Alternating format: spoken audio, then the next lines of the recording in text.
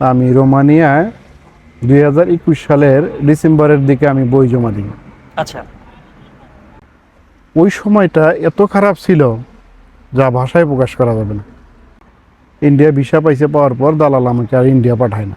কেন পাঠাইলো না আপনাকে ইন্ডিয়া? পাঠাইলো না এই জন্য যে গণহারে রিজেক্ট, মানে ইন্ডিয়া গেলে আপনার রিজেক্ট হয়ে যাচ্ছে, রিজেক্ট হয়ে এই যাচ্ছে কারণে এবং আপনাকে ইন্ডিয়াই পাঠাইলো না। পাঠাইতে চায় নাই। আচ্ছা। আমি 23 সালে নভেম্বর অথবা ডিসেম্বরের দিকে আমি ওয়ার্ক পারমিট অবশেষে রোমানিয়ার জন্য আমাকে একজন ইন্সপায়ার করলো। এই তো দালাল বলে আজ না কাল, কাল না পরশু, এরকম করতে করতে করতে করতে আমার পাসপোর্টের মেয়াদ ছিল 1 বছর, সেটা শেষ। আচ্ছা। 12 থেকে 15 দিনের মধ্যে আমার রেজাল্ট আসে নেগেটিভ।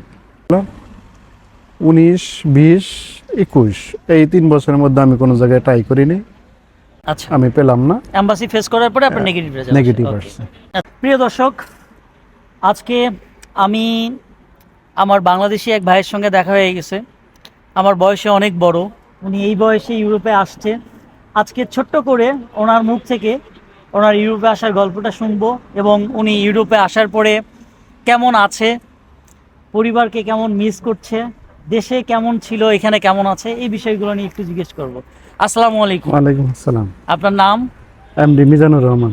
আপনার বাংলাদেশের দেশের বাড়ি কোথায়? সিরাজগঞ্জ। সিরাজগঞ্জ। আপনি কতদিন যাবত আসছেন রোমানিয়াতে? 2 বছর প্লাস আর কি, 2 বছর 3 মাস অথবা 4 মাস হবে এরকম।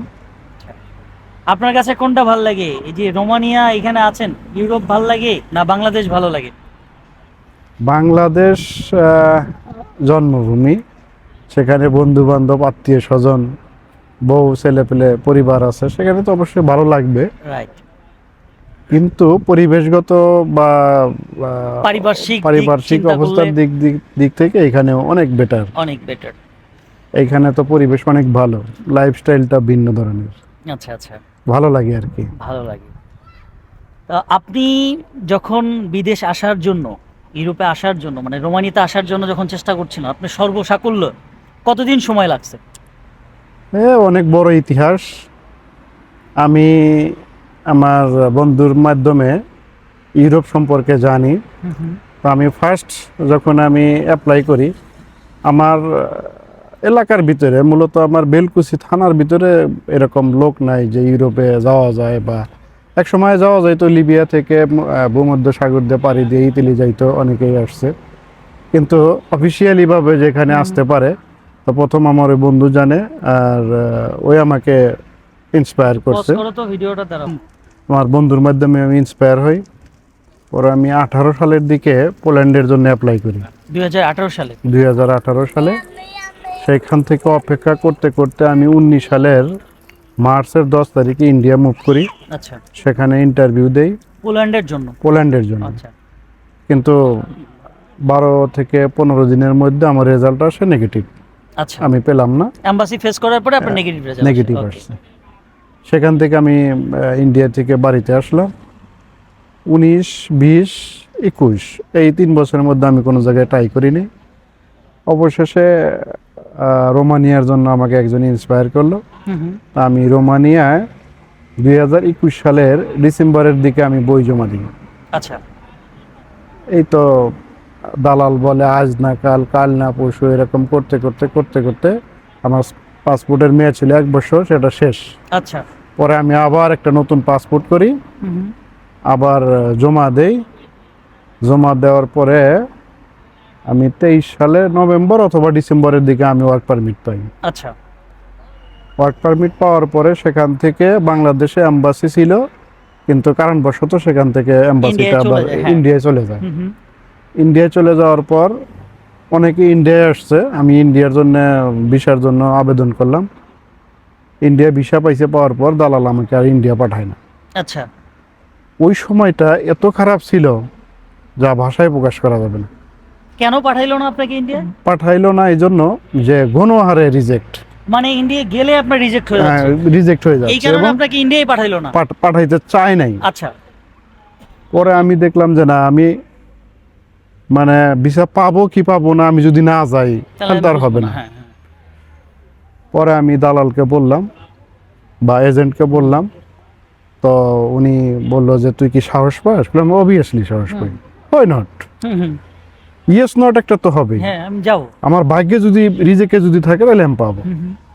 তো যাই হোক, আমি খুব আর্থিক সংকটের মধ্যে দিয়ে জীবন গেছে আমার।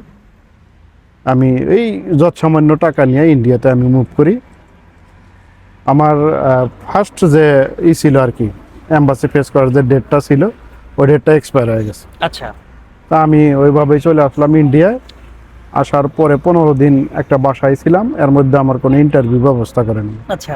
পরে আমি আমার এজেন্টকে বললাম যে আপনি দ্রুত ব্যবস্থা করেন। হুম হুম। ঠিক আছে, পরে ব্যবস্থা করছে।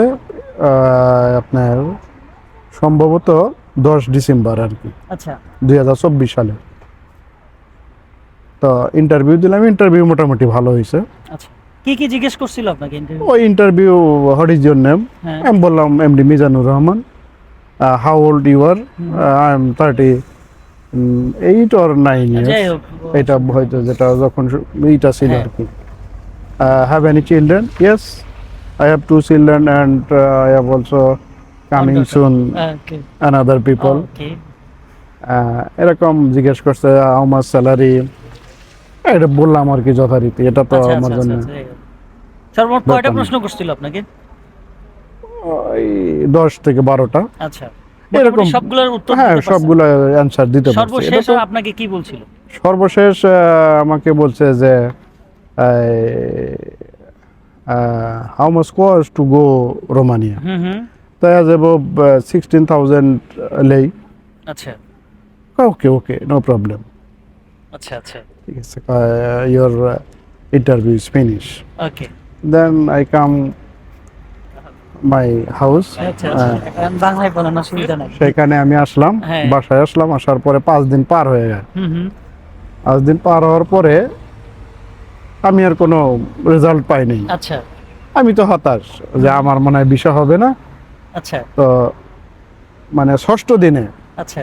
আমি যাই হচ্ছে আপনার ওই মসজিদটা আছে না, হুম হুম। ওই মার্কেটে। ওই যে মসজিদ যেটা। হ্যাঁ, আচ্ছা। ওই মার্কেটে যাই। যাওয়ার পরে সন্ধ্যার দিকে আমাকে এজেন্সি ফোন দিছে যে আপনি কি মিজানুর রহমান? জি ভাইয়া, আমি মিজানুর রহমান। তো আপনি তো ভিসা পাওয়া গেছেন। হুম হুম। তো আমি তো খুশিতে আত্মহারা। আমরা ওই সময় 100 জন পরীক্ষা দিছিলাম। ওই দিন 100 জনের মধ্যে মাত্র 3 জন পাইছি, তার মধ্যে আমি একজন।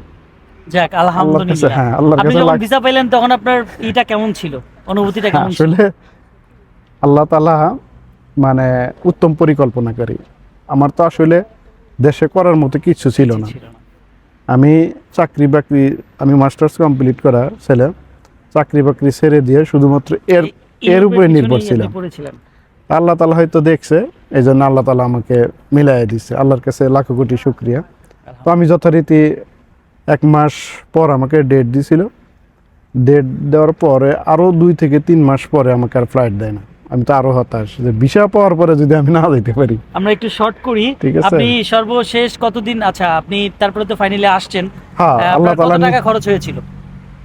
আর কাহিনী, আমার টাকা কন্ট্যাক্ট ছিল 7 লাখ, আচ্ছা সেখানে টাকা নিছে 8 লাখ। আচ্ছা নেওয়ার পরে পাসপোর্ট ভিসা দেওয়ার পরে আবার পুনরায় নিয়ে নিছে, নিয়ে আটকে কয়ে যে সিকিউরিটি মানি দিতে হবে। আবারও টাকা দিতে হবে।